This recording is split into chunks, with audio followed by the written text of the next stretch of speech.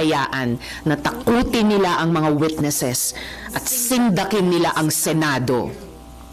Kaya sa mga nasa likod ng video na ito, you have crossed a line. Sobra na kayo. Dahil doon, I have consulted with my legal team, and on Wednesday, we will file a complaint before the NBI and seek their assistance in investigating the people responsible for this video and those systematically circulating it in their disinformation networks. This is only step one, and we will take further decisive action, including the filing of criminal complaints. Para sa mga testigo at biktima at para sa Senado, maniningil kami ng hustisya. Now, last week, I promised na ilalabas namin ang mga ebidensya na patunay na nagsisinungaling siya. Si Michael ang paulit-ulit na lumapit sa aking opisina. Hindi siya tinakot, hindi siya pinilit. Siya ang naghabol sa amin para magpahayag ng kanyang panig. Narito ang mga resibo. Noong December 14, 2023, he emailed my office. Sabi niya, quote, "Dati rin po akong worker ni Pastor Quiboloy. Tumiwalag dahil sa pang-aabuso at pananakit. Ngayon lang nagkaroon ng lakas ng loob dahil na rin sa takot. Baka ipapatay ako." Close quote. Taliwas yan sa sinasabi niyang nakumbinsi daw siya na tumestigo para mabayaran. Because we take some time to vet emails, nung pakiramdam niya ay hindi siya pinapansin, he messaged us 2 more times noong December 15, 2023 at January 28, 2024. Nasaan dyan ang pinilit? Muli, siya ang una at paulit-ulit na lumapit. He freely and voluntarily offered his testimony and assistance. Pangalawa, inutusan daw si Michael na idamay at idagdag sa testimonya niya si dating Pangulong Duterte at VP Sara Duterte. Kalimutan na ata ni Michael na sa pinakaunang salaysay na siya mismo ang gumawa at nagbigay sa aking opisina, andoon na ang pangalan ng mga Duterte. Sinulat niya, quote, "Minsan po nagvi-visit doon si former Pres Duterte at VP Sara Duterte," close quote. Siya ang nagbigay at nagsulat niyan. Again, walang pumilit. Siya ang nagkusang loob. No one paid him. No one coerced him. I cannot stress this enough. In fact, on February 7, 2024, he was the one who asked us for money. Quote, "I just want to ask if her office give a financial assistant. I want to buy a new laptop." Close quote. Malinaw ang sagot namin sa kanya. Our office has a strict policy of not providing financial assistance to potential witness and witnesses. He knew that. And yet now, on video, he claims we gave him 1 million pesos. That is a lie. And he knows it. Pati sa detalye ng tinulugan, ang sinungaling niya. Wala akong kondominium na pagmamay-ari. Michael wasn't staying at one place. Inililipat siya sa iba't ibang safe house na inayos katulong ang religious groups at civil society dahil na rin sa sinabi niyang banta sa kanyang buhay.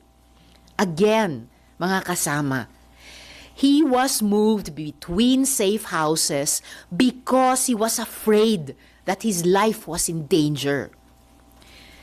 This is our system of coordinating witness safety since the Duterte years. Kung may nagbayad kay Michael, Di ako magtataka kung KOJC yan. Noong February 22, 2024, umamin si Michael sa aming opisina na kinukumbinsi daw siya ng mga kakilala sa KOJC para mag-recant o magbumawi sa hearing. Sumbong niya, quote, "Mag-recant daw ako para mapahiya si Senrisa, especially daw yung mga nakita ko sa mga Duterte. Bibigyan daw ako ng malaking pera, itatago daw ako, at bibigyan ng magaling na abogado," close quote. Yung inaakusa nila na pagbabayad at pagtatanim ng witness, mukhang sila ang gumagawa. So, sino talaga ang may modus? I also want to note na nag-reach out sa amin yung ilang testigo pa sa Kibuloy hearing at sinabi na handa silang patunayan na hindi sila binayaran para tumestigo. Remember that Michael is only one of 14 witnesses na hindi nga siya ang star witness. Michael also claims that I threatened him. Yet, on June 22 and 23, 2025, just this month, just last week, Michael was the one frantically messaging my staff. Sabi niya, quote, "Help me, kinidnap ako at tinatakot ako ng kingdom. Dito ako kinulong sa Glory Mountain. Send rescue now," close quote. We took his messages seriously. We forwarded them to the PNP in Davao for immediate action. At noong kumikilos na ang PNP, biglang lumabas ang video. Bago pa iyan, nakailang mensahe na rin si Michael na hinaharas siya ng ilang hindi kilalang individual pagkatapos ng pagdinig sa Senado. Katulad iyan ng nangyari sa Farmally hearings, kung saan dokumentado namin yung pagsumbong ng witnesses na siya ay tinakot at hinaras ng kampo ng Farmally. Yan ang totoong modus nila. So this is the real pattern here. After testifying in the Senate, witnesses are harassed and threatened, and then suddenly flipped. So let's call this what it is: witness tampering, fake news, psychological warfare. Ang mga kasinungalingan ay insulto sa pagdurusa at tapang ng mga witnesses. Tandaan natin, 14 sila. Mga witnesses na naglahad sa mga abusong ginawa sa kanila ni Kibuloy at ng KOJC. Sinungaling na nga nang haharas pa. Michael exposed people who trusted the Senate with their stories. And these are people who were already afraid.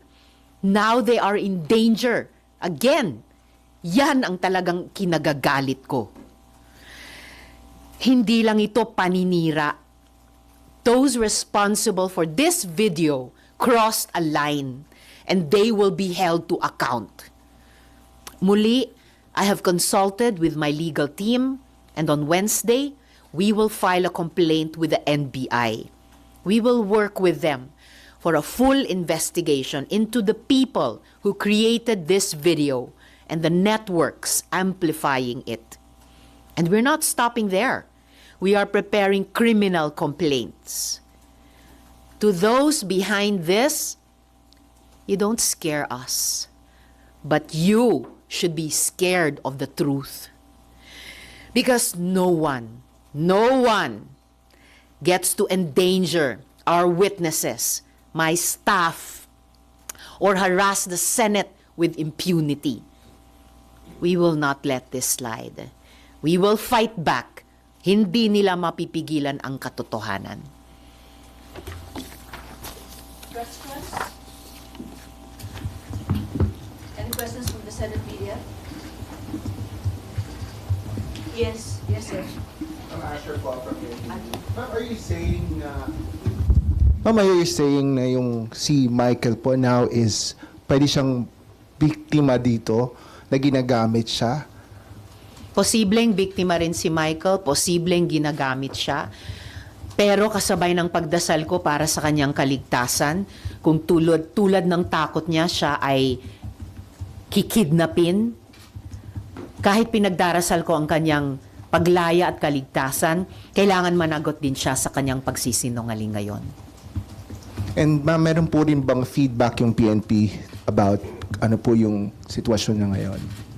Basta ang latest na alam kong ginagawa ng PNP noon ay kumikilos din sila agad doon sa finoward naming mga messages ni Michael noon lamang, June 22 at 23. Pero habang sila ay kumikilos na noon tungkol sa kanyang cry for help, yung kanyang hiling na ma-rescue siya, biglang lumabas na itong video na ito. Thank you. Next. Si Ma'am. Next, si Victoria. Sen Ann po from Brigada. Ma'am, after lumabas yung issue about kay alias Rene, si Attorney Roque said that ang dami niya raw pong imbento and he even encourages the public po na magsampa ng ethics complaint against you para mapatalsik sa Senado. Any comment po regarding this? Bukas sa kahit sinong mamamayan na mag-file ng ethics complaint. Pero parang si Harry Roque ang maraming sinasabi. Umuwi muna siya. Humarap muna siya dito sa Senado. Haharapin ko siya kahit saan. Pero ngayon, bitawan na niya yung buhay pugante niya. Sen, after nung call ni Sen Roque, may ilang netizen na sabi nila, baka raw kayo pinupunterya kasi baka daw natitreten for you kasi baka daw tumakbo kayo for 2028 elections. Sa tingin niyo po ba, may possibility po ba na may ganung angle kaya pinupunterya po kayo? Anything is possible, pero para sa akin, saka na yung ganyang mga usapin na iyan, tututok muna ako dito sa mahalagang isyong ito na may kinalaman sa trabaho ko sa Senado. Kasama na po, syempre, yung pagiging Senator Judge sa isa pang importanteng proseso. Thank you po, Sen. Victoria Tulan. Hi, ma'am. Ma'am, may specific cases na kayo in mind against Michael or the people who might be behind this? At yung kay OJC ba part of yung mga taong sasampahan nyo ng kaso? Finalize po namin ang mga kasong ihahain namin simula sa Miyerkules sa NBI, kung sino ang mga tao at grupo na papangalanan ko na doon. And we will give you the final details before or on the day that we will file that complaint. At kasunod po niyan, gaya ng nabanggit ko kanina, naghahanda na rin po kami ng mga criminal complaints. Raymond Delbaas, DCRH. How does it feel? Ako personally, nakita ko yung video because it was shared by one of your colleagues. How does it feel na ganun yung nangyayari na you are on opposing political, naintindihan naman natin yung politika ninyo dito, but it is talking about the credibility of the Senate. And yet one of your colleagues is also sharing, kunyari may tanong kung totoo yung nilalaman ng video, pero the mere fact na it is being shared publicly doon sa kanyang personal social media account, hindi ba ito nakasisira dito sa mismong institusyon ninyo? Para sa akin, kaming mga senador, dapat nag-share kami ng katotohanan. Dapat hindi kami nag-share ng fake news. O tulad ng mga AI-generated video, dapat hindi kami nagpapadala o lalong hindi kami mismo ang nag-share ng anumang fake news. Okay. Thank you po, Ma'am Gonzales, General Senate. Ma'am, dun po sa mga balak ninyong kasuhan on Wednesday, can you share kung meron po bang malaking personalidad? Will there be any politicians or political group? Kahit po in general lang. Well, truly, pina-finalize pa namin yung kasong ihahain sa Miyerkules plus yung mga kasunod na criminal complaints. Kung merong mang malalaking tao o malalaking grupo, basta't di tulad ng mga nag-imbento nitong video na ito, halimbawa, meron kami ng lahat ng mga resibo para pagbasihan ang anumang mga kasong ihahain ko. Okay, next po, Robert Mano.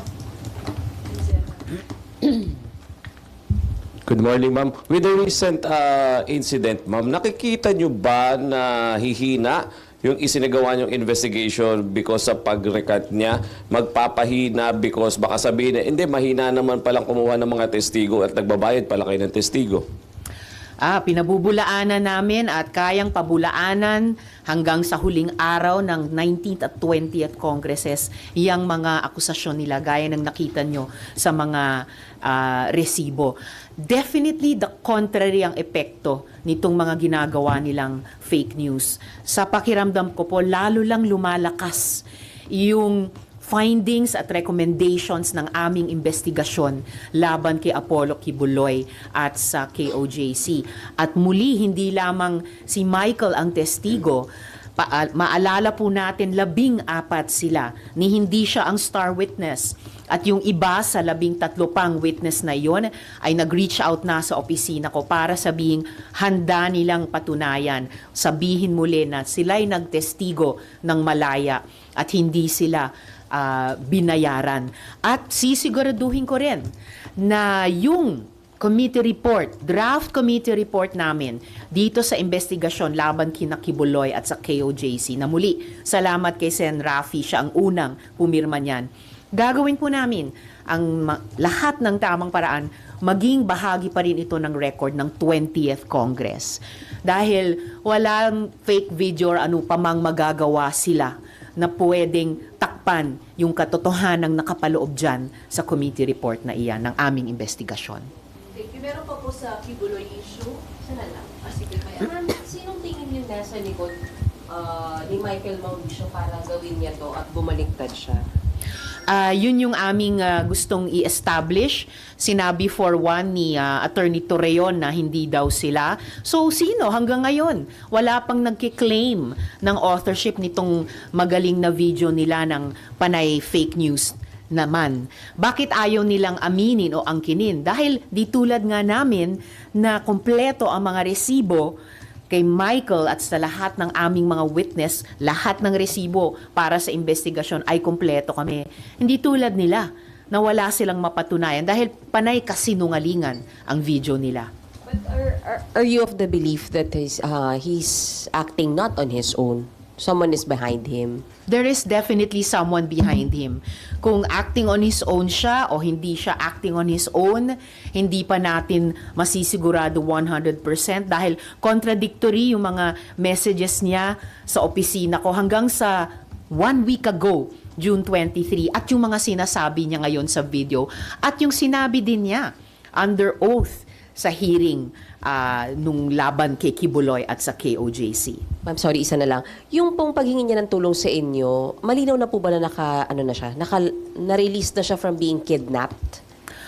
That was right before na biglang lumabas itong video na ito. Nag-message siya prior to June 2025 na takot dahil may nanghaharas sa kanya. Nag-message siya prior 2025 na nililigawan siya, inaalukan siya ng bayad, ng malakas na abogado.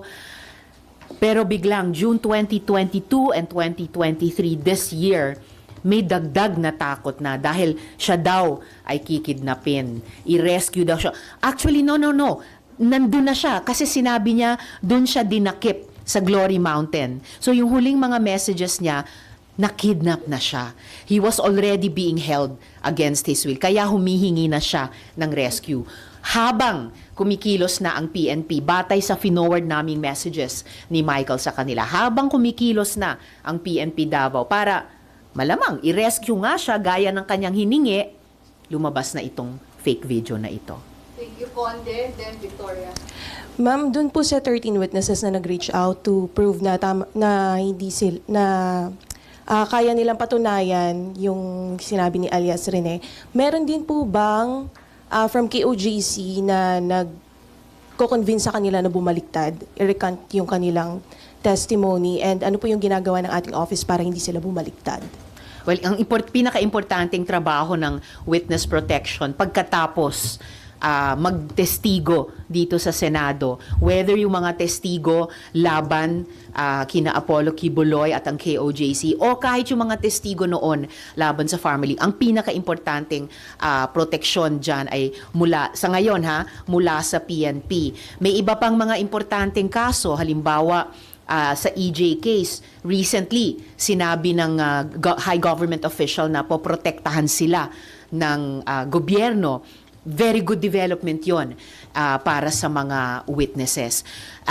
Hindi ko pa, wala pa kaming feedback ngayon kung yung iba sa 13 pang witnesses laban kay Kibuloy at sa KOJC ay hinaharas din or tinatakot din sa ngayon. Pero yan ay lumalabas na common experiences ng mga witnesses pagkatapos tumestigo dito sa Senado. Kaya importanteng gawin ng gobyerno, lalo na ng executive, pagkatapos ng isang legislative investigation, ang proteksyon sa kanila. And important clarification, nag-reach out yung ilan sa mga 13 pang witnesses namin, hindi para patunayan yung sinasabi ni Michael dito sa fake video na to, para sabihin muli na nagtestigo kami ng malaya at hindi kami binayaran. Pabubulaanan yan yung sinasabi ni Michael dito sa video. Okay, last po on Kibuloy's Ma'am, hanggang kailan lang po under your protection si Michael? Kasi di ba na-kidnap? So ibig sabihin wala na siya under your custody? Hanggang kailan ba? Pag adjourned na yung investigasyon, natatapos na rin yung importanteng trabaho ng Senate OSAA na sinesecure sila dito sa premises ng Senate. Hindi ko maubos pasalamatan yung mga civil society at church partners na sa mahabang panahon na iyon ng investigasyon ay tumulong nga sa simpleng sistema namin ng witness protection, pati sa usapin ng pagsiguro hanggat sa kaya na sila ay ligtas sa mga harassment na iyan, sa mga banta na iyan, at sa mga alok na iyan mula sa KOJC. Pero nung June 2022 at 2023, malinaw sa mga mensahe ni Michael na paghingi ng rescue na nakidnap na siya, and he was already being held dun sa Glory Mountain. So, ang theory namin sa ngayon is that up till the last moment, he was with yung mga church leaders na kasama sa mga partners namin na nagliligtas sa kanya pagkatapos ng Senate investigation. Tapos umalis siya dun sa company ng mga church leaders. So sometime between then and yung mga messages niya sa amin ng June 22 at 23, 2025 ay nakidnap na siya. Other issues, si Daniel PTV.